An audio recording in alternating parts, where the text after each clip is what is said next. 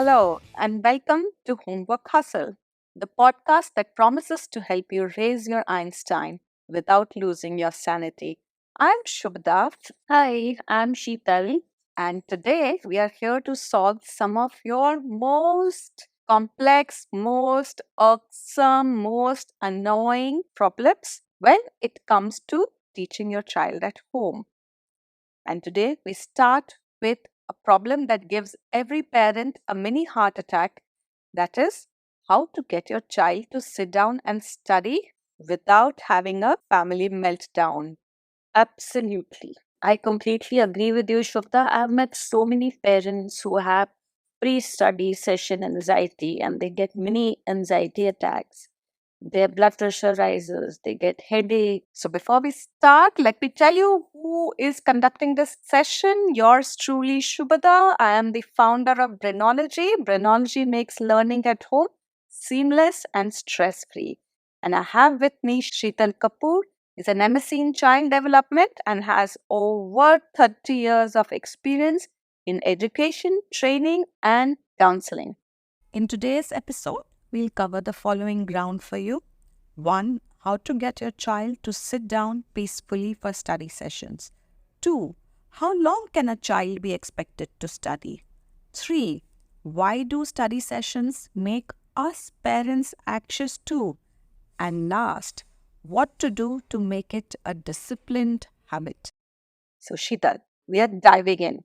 Sheetal, the problem starts even before it starts. Before we can even sit down to study, we're not sitting down to study. It's like the car won't budge. We'll discover other problems with the car later. What is happening here? So, as you rightly said, that the problem begins before it begins. The problem begins as soon as the ding dong, as soon as the bell goes, the mother or the father open the door. What did you study today in school? What is the homework that you've got? A poor kid has not even settled down. He's not even walked into the house. But there is a barrage of questions. What have you studied? What is the homework? Did you complete your book? How much marks did you get? What did the teacher teach? Array, ask the child about his well being. Well being is not asked at all. We are only concerned about study. And our very next question is, come on, finish eating fast, we have to do homework. So stress begins from there. Nobody is worried about the child. So therefore, the child has already developed his boundaries, safety boundaries. And therefore, that entire blockage to homework and to study. So I see what you're saying is homework is a problem because you're making homework a big problem. Start with the child. Correct. Right. Correct. Okay.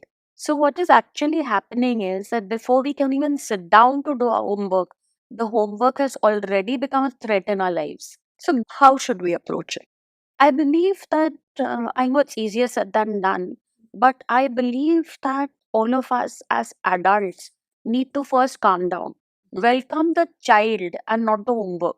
Here we are not looking at the child, we are looking at the child as a baggage of subjects history, civics, geography, science, math. We are not looking at the child, we are looking at the periphery around him. The subjects don't make the child. So the focus of the parent is shifting from the human being onto subjects. Okay, understood. But the fact remains that at some point during the day, the child needs to sit down to do the homework. How does one orchestrate that? Yeah, absolutely. I completely agree with you, Shubda, that the child has to sit down to do the homework, right? So it's always good to give some wind down time to the child. Let the child come home. Let the child peacefully finish their chores of freshening up. I have also seen at times that the tuition teacher is sitting at home before the child arrives. So the child doesn't get any wind down time. The child doesn't have any me time, right? So first allow that time to the child where the child is with himself or herself. Always give a gestation period that okay, you finish all these tasks, rest for some time. Then mom and you are going to play some games or we're going to watch something or we're going to have a chat and we will begin doing what we've done in school today. Remove the word homework. from your dictionary, first of all. Whatever you've done in school today, we quickly go through it at whatever time. So give the child at least 1.5 hour if you have the luxury of that time, because it depends on what are your school timings.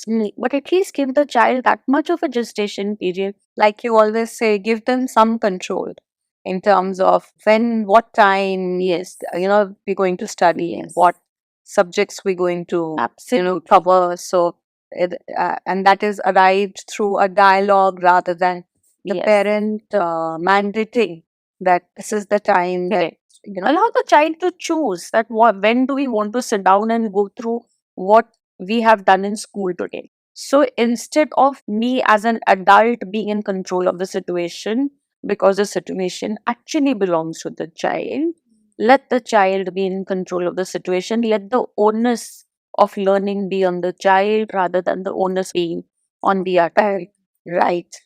So basically, parents, please pre-book your child's time. Interesting, isn't it? Pre-book. Let them decide in their calendar. So pre-book your child's time. Yes, children do need that. So the times are changing in a sense that children are more cognizant. They're more aware of the environment. So pre-booking the time, even parenting is changing. You're evolving. So Yes. pre-booking a time. If you are a working parent and the child needs to pre-book your time, that I want to go to the park. And more than pre-booking, it is about adjusting around the time that we have. There is so much more stimuli today, right? And the child is that much more engaged. So it's only fair that we tell the child that, okay, all this needs to be done. This is on the agenda today. How about you? What do you think? In what steps do you want to follow the agenda? It's not that it has to be open ended. Even if we are giving that freedom to the child or that onus to the child, it has to be within a framework. So basically, the child has to be in the driver's seat if we want things to progress. Absolutely. Right. There's always going to be a tussle. Navigation is always going to be a problem. Got it. Okay. So now my next question. We're going to talk about the wiggle worm, the fidgety fledglings that we have around us.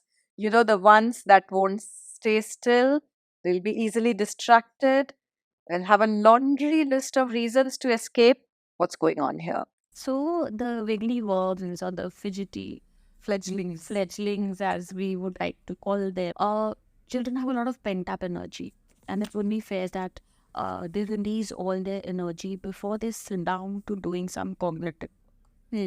It's only fair that we give them that kind of time to let go of all their energies. Even in school, they have to be bound by the bell, right? And at home also, if it is the same thing, then it is going to be a little frustrating for the child. So give children that much time to vent their energies. I have known of children cannot sit for more than 2.5 minutes at a stretch, and it's nothing out of the ordinary. That is the attention span of a child. So yeah, actually that's one point, and I think it would be very relevant for parents to have realistic expectations Yes. about how much can a child sit and study in one go anyway, or for how long can a child focus or apply himself or herself to a problem at a stretch. Yes. So if we I don't know if there is an age-wise benchmark, or what is it that our expectation should be out here. So when we are talking of a preschooler, 3 to 5 years old, max that we can look at is 3 to 7 minutes, not more than that. Because first of all, below 3, children are not even able to write properly because physiologically their bones aren't developed. At 3 is when they start writing, and that also for them to focus and concentrate at a length not possible. So we should be very realistic. 7 minutes upper limit is what we can expect from them. 5 to 7 year olds, when we are talking about senior KG to grade 2, that is the age that we're talking about. foundation years, still the foundation years, max they can sit is for 10 minutes. Let's be fair on them. That's the max. In those 10 minutes, if they've got like 3 questions to answer, comprising of 3 to 5 sentences, they will require a break after every question. Every 10 minutes. Okay. So I think that's what happens, because sometimes we find that a child will say that he or she will sit for 10 minutes and then get fidgety. What do I do? And what you're saying is that that's but natural. Very, very natural. And this is where we need to give a little brain breaks. Fidget your, wriggle your fingers, touch your toes, stand up and twist, stand up and hop 3 times. See the right brain and the left brain. Make it interesting for the child. Otherwise, if you're expecting them and you're sitting right there in front of the child with an invisible ruler, that till you do not finish all these 3 answers, I will not allow you to get up. The burnout is going to be that much earlier. Right. So coming back, so 7 to 10 years, Sheetal? 7 to 10 years, again, we are looking at the primary years. Maybe 15 minutes max. If you stretch it, if you have a combination of little writing, little recitation, conversation, then you can stretch it to 15 to 20 minutes. But don't have expectations which are not at all realistic, that my child will sit at a stretch for 45 minutes and finish this entire chapter. So essentially, the study session has to be broken down into parts, Smaller as per the age, whether it is parts of 3 minutes, or it is you're breaking it into chunks of 10 minutes or 20 minutes. That's as per the age. But there is a small break in between in which they are doing some physical activity, engaging themselves in something interesting that will help them bring back the focus. Correct. It incentivizes them. And it's also an incentive for the child. So I have finished this much. Maybe I've finished 1 question. Maybe I've finished 5 fill in the blanks. After I've finished 5 fill in the blanks, this is my choice of activity that I'm going to do. And then you will see that automatically children will feel encouraged to then finish their homework or to finish that chunk of learning that you had set aside for that particular day. If we keep on incentivizing them, not in cash or kind or anything, as an activity. And success begets success. If they are able to complete that little chunk, then they have a little brain break and automatically they can finish this. If you had allocated 30 minutes in totality of study time today, but they have managed to finish it in 20-25 minutes, they are that much more encouraged next day to begin with their task. Right. Okay. So Sheetal, now I am going to shift the focus away from the child and come to the parent.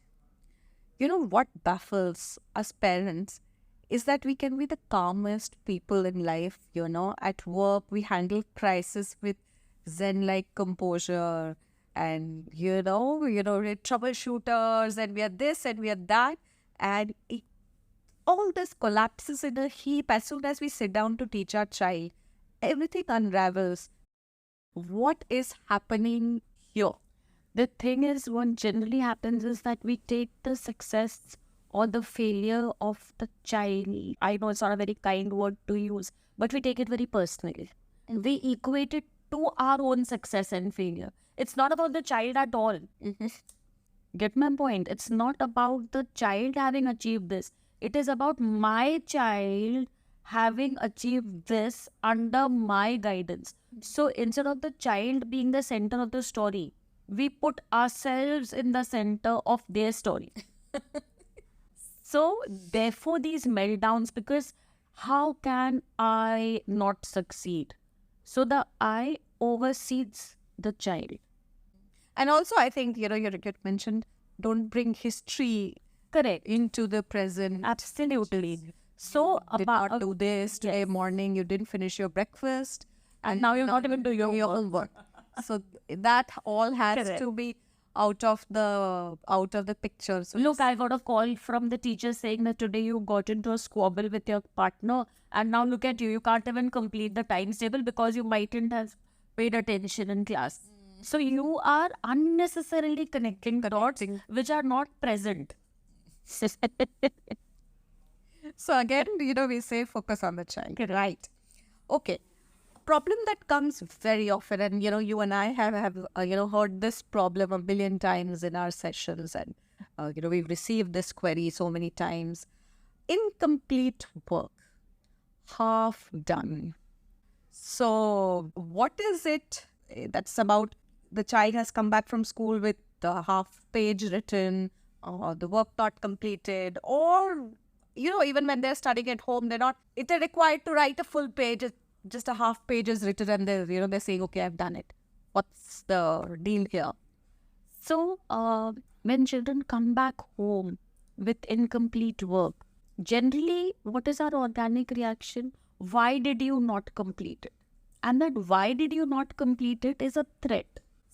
Probably we could rephrase it that what happened? You were not able to complete it. Did you need help? Do you want me to go and ask? Or will you go and ask tomorrow? So, questions where the child is not feeling threatened. There could have been multiple reasons for him or her not to have completed what was given in class. Probably he was a little slow and the teacher erased the board. Maybe he lost his pencil. Maybe he just got distracted. So if you want an honest answer from the child that how come, what happened, it has to be that where you show that humane side of you, that I want to help you.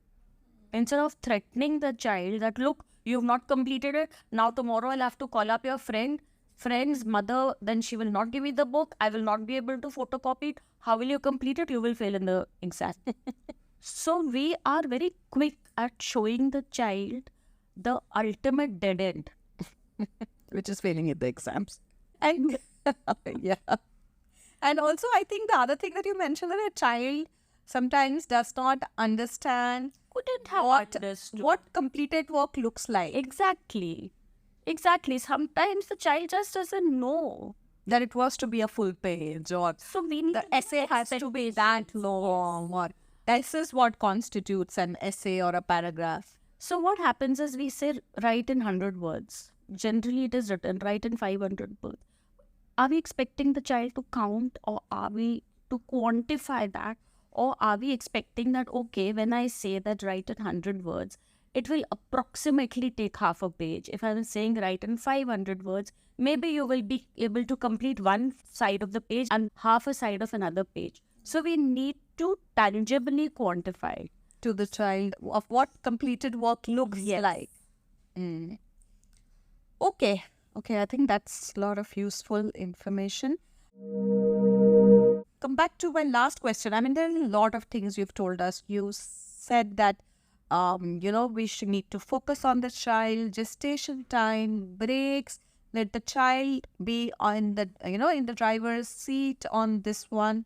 Articulate clearly what work should look like. A lot of things to do, a lot of tips here. But, when the rubber hits the road, where can this go wrong in execution? consistency. Very, very important. The 2 C's that we need to keep in mind, or rather 3, the child, the care, the consistency. Very important. So, child is in the center of the story. Let that be very, very clear. As an adult, it could be the parent, it could be any other adult who is taking care of the homework or of the school cognitive needs. It's very important that we have a caring attitude. I care for you. At times, our caring is misplaced. It's misplaced towards the work and not towards the child. And consistency. Today, I'm okay with you solving all the sums that were given as homework because I have the time. Now, tomorrow, I am busy or we have to go somewhere, so I'm okay if you do 50% of the sums. So that's mixed signals. So the poor kid doesn't know what's going to make my parent happy. I think as they grow older, the child begins to leverage this. Mama, is it okay if I do 3 pages? Negotiation start, right? Negotiation skills kick in. Yeah. And it is very, very important to separate the task from the child. But essentially, the point I'm taking here is the parent has to be first disciplined before the child can be disciplined and consistent. So, if the parent is failing at that task, is failing at their own consistency, don't expect the child to be consistent. Personal distractions won't help. Also, And now what is happening is because we are so glued onto our gadgets. The child is doing his work, we are on our gadget. phone Doesn't work at all. sending the wrong signal. Doesn't work at all. And it's a matter of half an hour, 45 minutes. If we are expecting the child to be dedicated for that time, Should be too. personal investment. So if I'm invested into my child's well-being completely, then I need to be completely invested. Then I cannot be half-hearted that you finish this, write this word 3 times. While the child is writing the word 3 times, I'm scrolling quickly through my Facebook or some kind of a social hack. It doesn't work. Keep the phone aside, keep all the gadgets aside. That is time for you and your child. Okay, so I think that was a very useful session, Sheetal. So, well, there you have it, folks. Sheetal and I are decoding the secrets of successful study sessions. Remember, it's all about balance, patience, and keeping a dash of humor, right? Absolutely. If you like this episode, be sure to subscribe to this channel so you are notified when a new episode is posted. You can also visit our website www.brainology, brainologi.com to see the books of learning that we have for your child. Fun to solve, and they develop various skills from logic and math. Thank you for listening, and until next time, keep hustling.